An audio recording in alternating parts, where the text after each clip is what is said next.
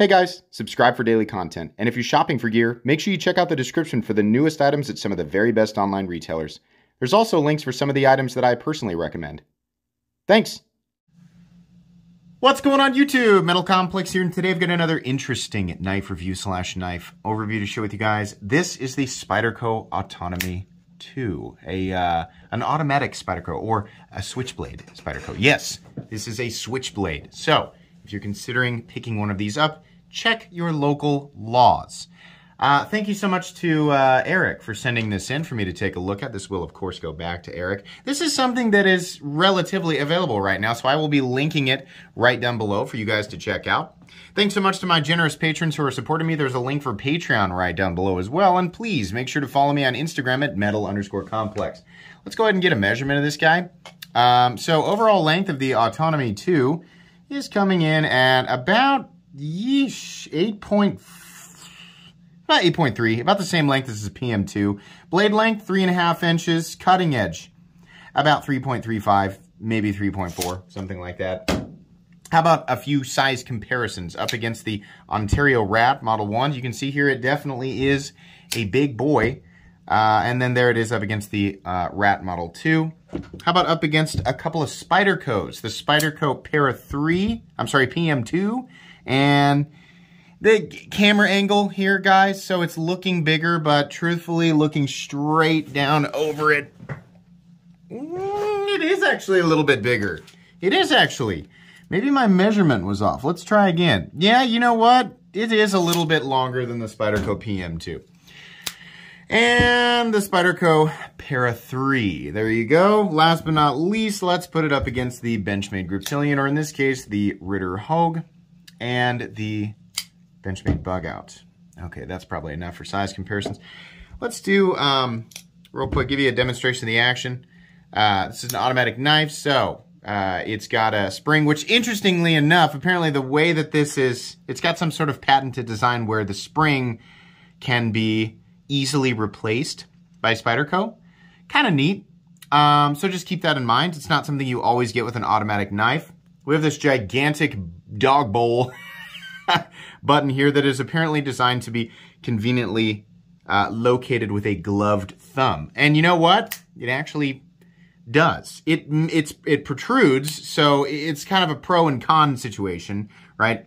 Depending on where you're using it. If you're worried about it going off in your pocket, something like this is much more likely to go off in your pocket unless you have the safety on, in which case it will not go off in your pocket. But then it kind of takes away from the whole point of, you know, the automatic feature, because then you have to pull it out of your pocket and disengage it and then push the button, and then you get to show people how fast it deploys, right?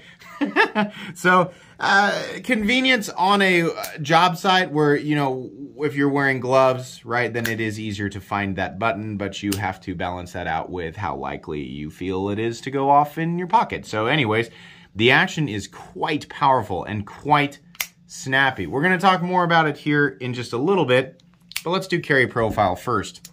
Oh yeah, it feels a lot thicker than it actually is. I was about to go, yeah, it's a thick boy, and then I was like, oh, it's really not that bad. For some reason, this thing just feels like a brick, and it's probably because of the abrupt, I mean, there's a little bit of chamfering there, but it's basically a 90-degree drop-off. So it does feel very brickish. Just wanted to let you know there, but just slightly thicker than the Spyderco Para 3. Length and height up against the PM2 and Para 3. Yeah, this is a lot of knife.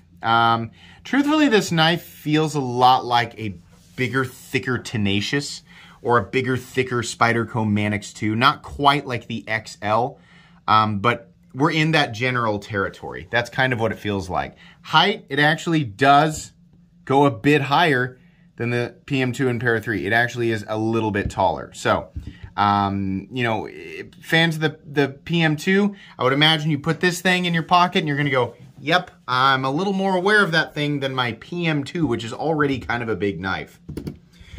I got to stop saying stuff like that, because every time I say kind of a big knife, some Cold Steel fan joke, did you know about this Spyder XL? That's a big knife. That's a big knife. Thank you. Shut up. Anyways, let's see here. Hardware check. Let's get out my tools. As per usual, my tools are very inexpensive and very recommendable. You can find them right down in the section of my description that talks about the tools I use on this channel. Sorry, I'm trying to get that to focus. T10. Can you see that? The camera's just like, oh. T10, which is pretty normal for Spyderco. And then back here, I don't need to check these. These are all T8. And we have a lot, well, I don't know, not that many. Here's the other thing though. Automatic knives, no matter what the spring type is, they are not fun to take apart and put back together because they require you to hold things in place and work against a spring while you quickly tighten down a screw on another piece that you are also holding. And remember, you're trying to hold together a spring-loaded object that has a blade. Not fun, not recommended. I know you have the urge to take everything apart and clean it. Don't do it often. If you have to, sure, but this is not, well, some people, if you do it regularly, it's just like anything, you'll adapt to it. And some people will go, oh, it's easy. Yeah, if you do it 100 times, I'm sure. But is it the same thing as taking apart, a regular manual folder? No. In most cases, no. This is going to be a bit more complicated and a bit more dangerous. So just bear that in mind. What are we looking at for materials? We're looking at G10. We're looking at steel for the liners, which, by the way, let me get my flashlight here, are not milled at all. Can we see? Yeah, no milling. And then the blade is LC200N, which, can we see it right there? Just barely. There you go, LC200N. What is that? The brand new, cool, crazy steel that's been, no, actually, it's Chronometer 30. It's been around for a while. Spyderco just renamed it to LC200N. It actually is really fantastic stuff. Edge retention depends on the reports you read. Somewhere between 154 cm and S30V is generally what you're going to read. It really is, basically invincible against corrosion. This will not corrode. So on a sweaty job site where you're gonna, be cutting into stuff and going through water and other liquids and things that would normally cause corrosion on a blade, you don't have to worry about that. I believe the rest of the knife is just stainless steel. So, but for the most part, the stuff that they use for hardware and liners takes a long time for that stuff to corrode. So, that stuff will corrode well before the blade does. Yeah, that blade can be, sure, if your job is to cut water all day, well, knock yourself out. This knife will do it. Anyways, let's go ahead and weigh it. It feels like a pretty heavy knife. My guess would be about 5 ounces.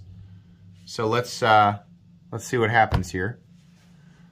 Yeah, 5.43 ounces. So it is a heavy knife. Ratios are nowhere near perfect. If that kind of thing doesn't matter to you, this is a 5.4 ounce object that has a 3.5 inch blade and a large handle. So there you go.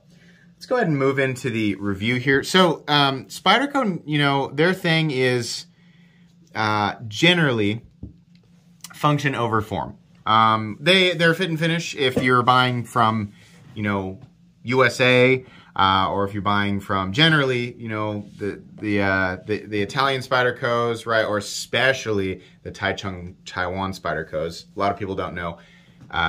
Those are the nicest ones. I know that's weird, thinking made in Taiwan. I thought that Taiwan was actually Taiwan manufacturing in the knife world is really good, and Spyderco is a great example of that. Spyderco's nicest knives are made in Taichung, Taiwan. But anyway, I digress. I'm rambling. Fit and finish on Spyderco generally is pretty good, but they will emphasize, like ergonomic lines and blade geometry over, how pretty the thing is. And this is a pretty good example of that. It's kind of a weird looking knife. It's got an enormous amount of handle space. Then the nice part about this is that you can move around, get in the grip that you want. And like I said, and as many people, like 1,000 people pointed out when I unboxed it and criticized it for having a giant dog dish button, it's made to be used with gloves, which sometimes, if I'm handling something and they're like, well, the design philosophy was, you know, covert ninja strike, you know, Black Ops, infiltrate the structure. So you really have to review it from that perspective. What? No! But from the perspective of somebody who would wear gloves, which is a pretty normal thing to do, sure, that's one of those things where I think the average person can relate to that. So yeah, this was designed to be used with gloves, and that makes sense to me. Your gloves are gonna make your hands a little bit wider and a little bit thicker, so maybe the blockiness of the scales isn't going to matter as much. The access or just finding that firing button certainly will be easier when you're wearing gloves. I'll admit that that's absolutely the case. Being able to move around and still be locked in on the handle, right? And then having a thick enough handle to where when you're working and you're working with gloves, if you're holding onto a tool where there's not enough meat, you can easily drop it or not realize that you have dropped it while you're doing something else with your hands. Anybody who's worked on a construction site knows exactly what I'm talking about. Sometimes a bigger, girthier tool, while it doesn't make sense for just day-to-day normal stuff, it makes a lot more sense on a job site. Just that little mental kind of subconscious, like, hey, you're holding a tool in this hand that you will be busy with soon, but are currently not busy with. It's one of those things that you appreciate a lot more, I think, when you're wearing gloves and working in that type of environment. Now, for people wanting to EDC this, you will find that the handle is very bulky and pretty not super the best level of comfort in the whole world. It's not terrible. It's just, you know, it's a knife handle with a lot of stuff sticking out of it. This and this pocket clip is okay. We'll talk about that in a sec. The button and the, you know, the little lock volcano, the safety switch, yeah, it's not the, you can feel it. It's not the worst thing in the world, but it's certainly ergonomically, it's not the most wonderful thing in the world either. I think, honestly, just some additional chamfering, right? I mean, the Spyderco Shaman is a great example of a knife that is big and bulky and something that I enjoy using with gloves. I don't like trying to engage the compression lock, but it's got, you know, this heavy rounding that makes it really comfortable. And I wish that they could have done something like that here, but they didn't, so it's not really that big of a deal.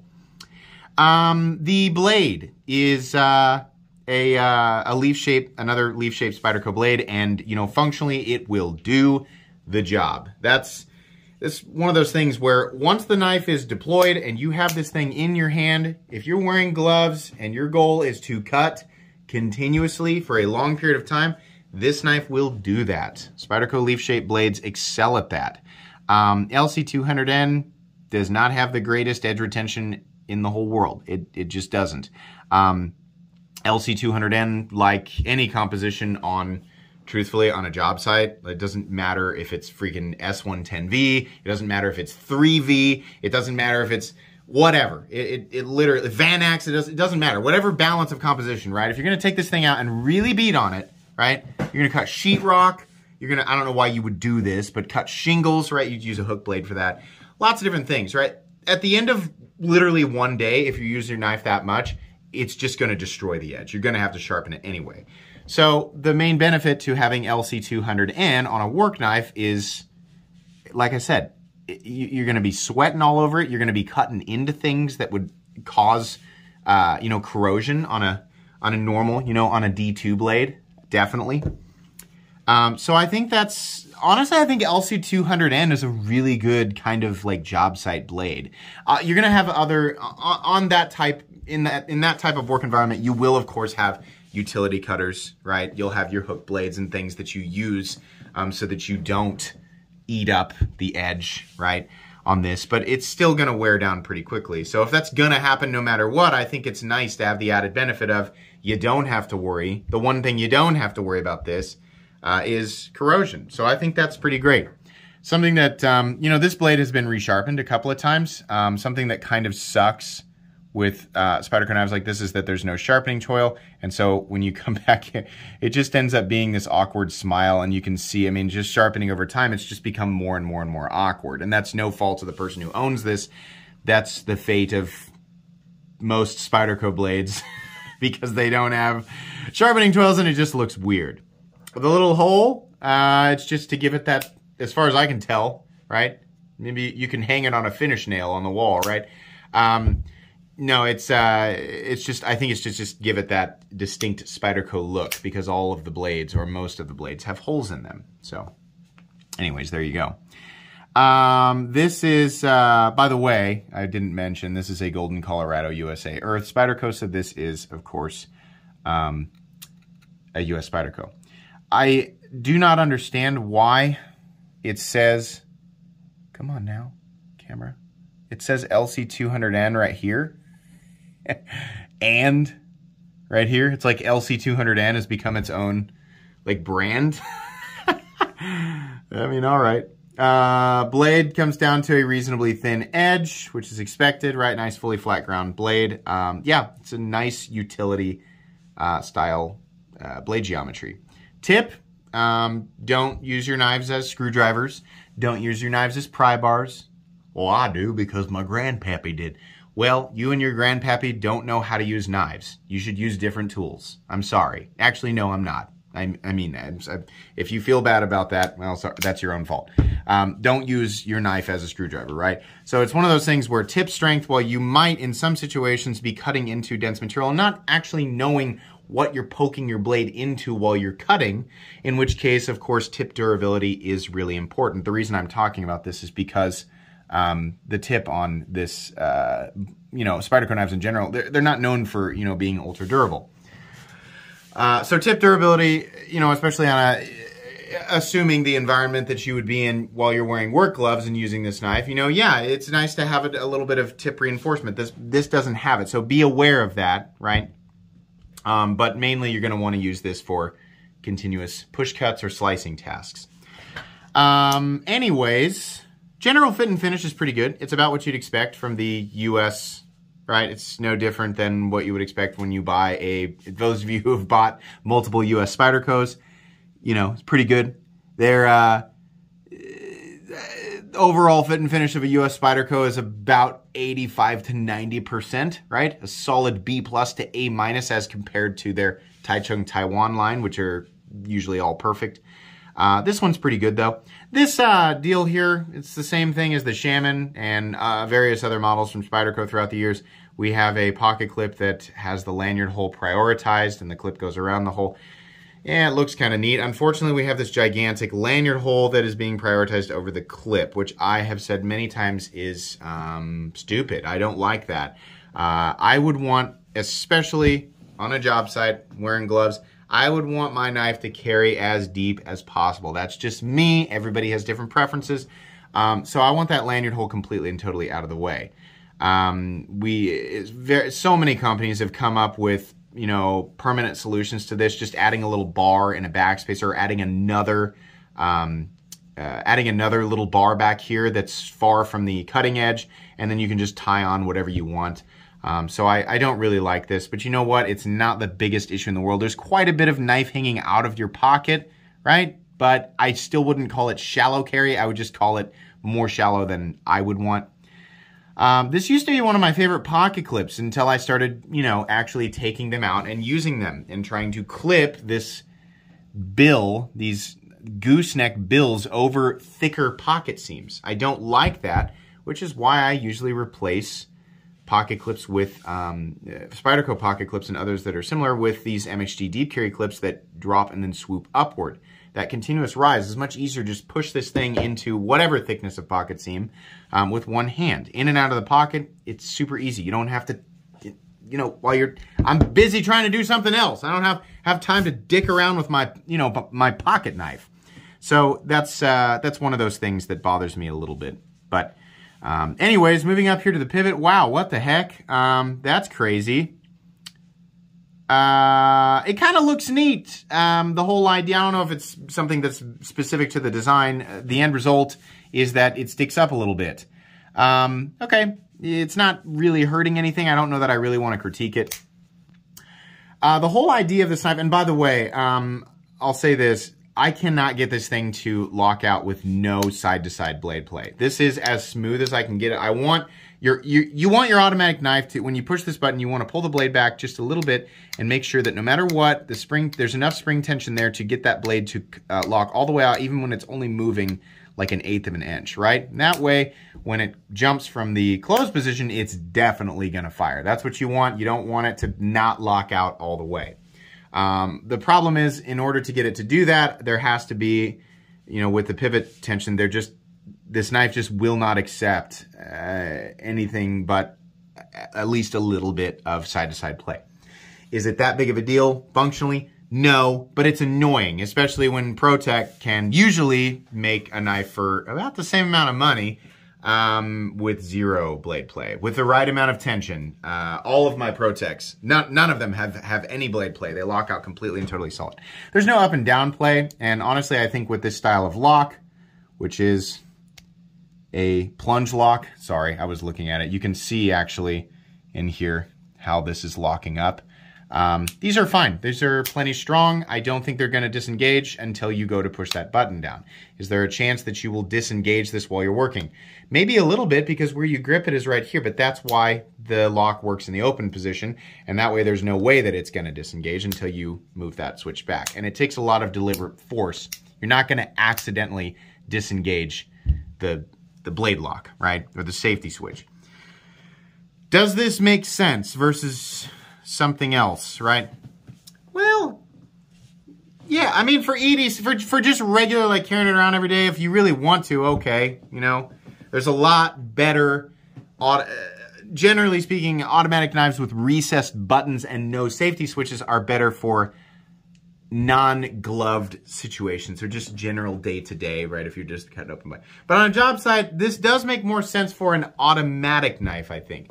I'm struggling to justify this over, you know, something my dad always says. He loves Spyderco knives because while he's wearing gloves, he can still get his finger in that hole.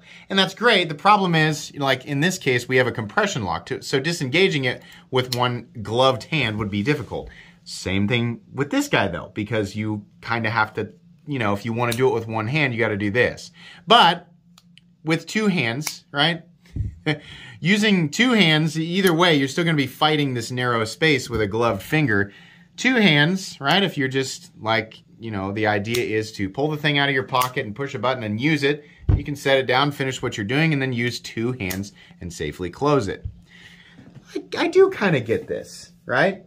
A lot of people think that when we talk about, you know, expensive knives being used on job sites, they think that, you know, their existence is made completely and totally pointless by utility knives. No. Nobody is thinking that this is going to replace their utility knife, right? It's going to be used for specific tasks that would require a longer blade to cut material that will not completely and totally destroy the edge. That's when you use, right, if you're cutting something that will destroy the edge and that does not require a long blade, then you use a utility box cutter, which for the most part will cover the general tasks that you would come across on a job site. Periodically, though, you will need a longer blade, which is why a lot of people carry something like this. And it's kind of nice if you're in a pinch up on a ladder with one hand busy to pull an automatic knife out of your pocket and just push the button. There you go, and you can make your cut, right? So it's not meant as a replacement for a utility blade. No, the existence of utility blades does not make folding knives pointless. That's a stupid way to think. Sorry. No, I'm not sorry. That's just the truth. So, yeah, is this justified? I don't know. Kind of. Here's the biggest problem. It's freaking expensive. It's $220. Wow. Man, that's just crazy. Like, just a few years ago, this would have been a $160 knife, maybe $170, right? Man, $220, $225, I think this is what this is. Same territory as the Shaman. I remember when I started YouTube, which wasn't that long ago. It was like 4 years ago. The Shaman was $155 when it came out. Now it's $220, $230. It's insane. Yeah, there's inflation and this and that, but we also have knives in Spyderco's line that just haven't gone up that much, like the Mannix. I do not know, number one, what that noise is. Sorry, I'm turning around trying to figure out what the heck that noise is. I do not know why this is $220. I feel like that is just way too high. Way too high. I feel like 180 would have made more sense, right?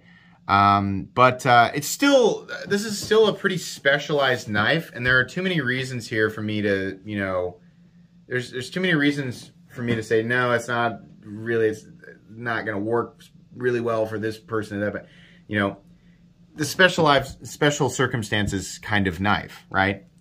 I'm not saying you have to be an ultra professional or some kind of, you know, American Ninja Warrior to wield this thing, right? You don't have to like level up your personal self and add a certain number of strength and intelligence points to be able to pick this thing up and wield it, right? It doesn't take that much.